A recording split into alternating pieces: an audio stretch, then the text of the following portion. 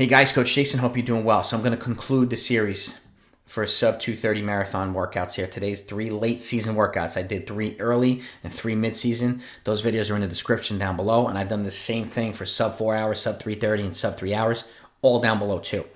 And go take a look at them. And then cross-reference them if you have time with my fully detailed marathon training programs, which should be down below as well. So that way you can see how to plug and play, how a marathon, 12 to 16 week marathon training program is laid out and explained in fully detail, and I break it into like 4-week blocks so you understand the focus of each cycle, how to transition in and out, so that you're hitting the marathon at exactly when you need to hit it when you're at your fittest and sharpest.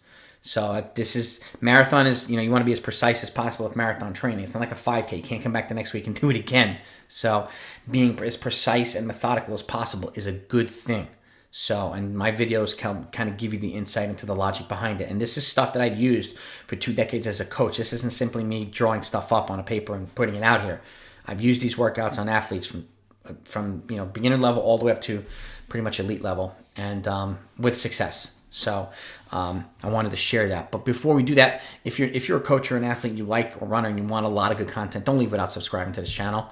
Okay, and give me some feedback of your own, your comments, and your feedback in the comments. It's really, really helpful to the channel, and I learn from you guys and gals as much as you learn from me. So with that, let's get to the workouts themselves. The first one, you've probably seen this in my other ones, is speed fartlek. But the progression in speed fartlek from early to late season is important.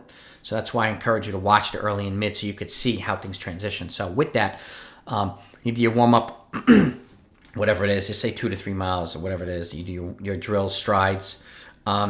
This is a short and fast workout, so I encourage folks to do a tempo effort. Let's just say 800 to 1,000 meter effort to elevate the heart rate at marathon pace. So in here, it's about 542 pace per mile, which gives you 229.30.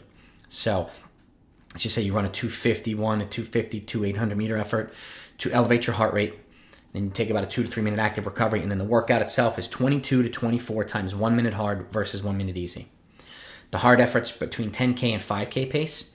Okay, which is 5:10 to 5 minutes per mile. All right, and then the easy efforts are obviously easy pace. But if this is a repeatable workout, and you can get to the easy, get to the point where your easy efforts are slightly faster each time, which is why I do this workout early, mid to late, so you can teach yourself or learn how to get a little bit faster on your easy efforts while maintaining the pace on the hard efforts. That's a really good testament to advanced fitness. That shows you're getting fitter while doing a little bit more at marathon pace. So it's not always doing the same workout faster each time. You also can do more of the workout at the pace you want to run it. So there's different ways of progressing. This is one of the ways that I like to do it. So again, 22 to 24 times 1 minute hard versus 1 minute easy. So the whole workout itself is just 48 minutes long. That's it. Okay, and then at the end you take a 2 to 3 minute effort, and then you do another 800 to 1,000 meter effort. I encourage you to do it at the marathon pace to transition out of the workout into the cool down. So you don't have to do it, but I find it very helpful, particularly on the beginner on the front side of it. So that's workout 1. Workout 2 is the long run, but at this point let's just say 21 to 22 mile long run, and you're doing the final 10 miles of it at goal marathon pace. So at 540 to 542 per mile. So you need to know what it feels like to run marathon pace in the beginning, at the middle, and at the end of these runs. So testing yourself in different ways is a good idea. But at this point, you should be fit enough to do this in the long run. You should also be fit enough to do a 15 or 16 mile simulation run at goal marathon pace.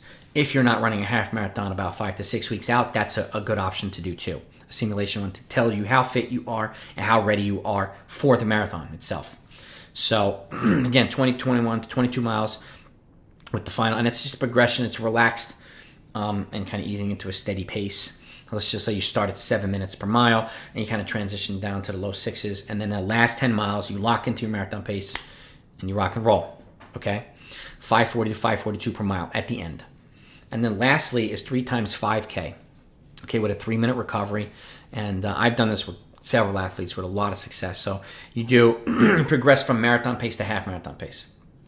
So here, marathon pace is about 540 to 542 per mile. Half marathon pace is 525 to 526. So let's just say you do one of them at marathon pace, 540 to 542, and then you do halfway between marathon pace and marathon pace, which is about say about 534 to 533, and then you do your last one at half marathon pace, 526 to 527 per mile. Or you could do 2 of them at marathon pace and the last one at half marathon pace, or you may need to just do 3 of them at marathon pace. But if you could do 10 miles consecutively at marathon pace at this point, then this workout you should have no problem getting gradually faster in this workout. So again, 2 different signs of your fitness, but both great workouts, and implementing them is a great thing to do. And I would do this workout midweek in a week where your long run is somewhat of a steadier progression run, not when you're doing 10 miles at marathon pace at the end of a long run, not in the same week. I would do a different workout. So, but the speed Fartlek, I'll say this is a great workout to do after you do a long run or a simulation run where you're doing a lot of marathon pace running, 10 to 15 miles of it, like on a Saturday or Sunday.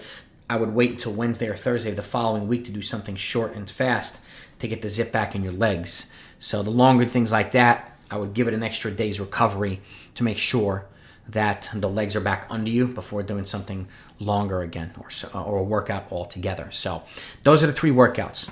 Okay, let me know what you think. Give me your feedback in the comments. If you've used these before, let me know. If you enjoyed this, you found it helpful, please hit the like button. Okay, please follow me on Instagram too, Top of the Line Running. And I share a lot of stuff that I do here on Instagram, so you have different ways of connecting to it. And every time I put out a new video, I always link it to Instagram as well. So, but please hit the subscribe button. It's really helpful to the channel's growth. And again, I want to share this to a broader community around the running world. So I appreciate the time. And I'm going to transition into 5K workouts next. I'm going to start at sub 22, go all the way down to sub 14, 5 workouts. I might do early, mid, and late season as well. So I'll talk to you next time.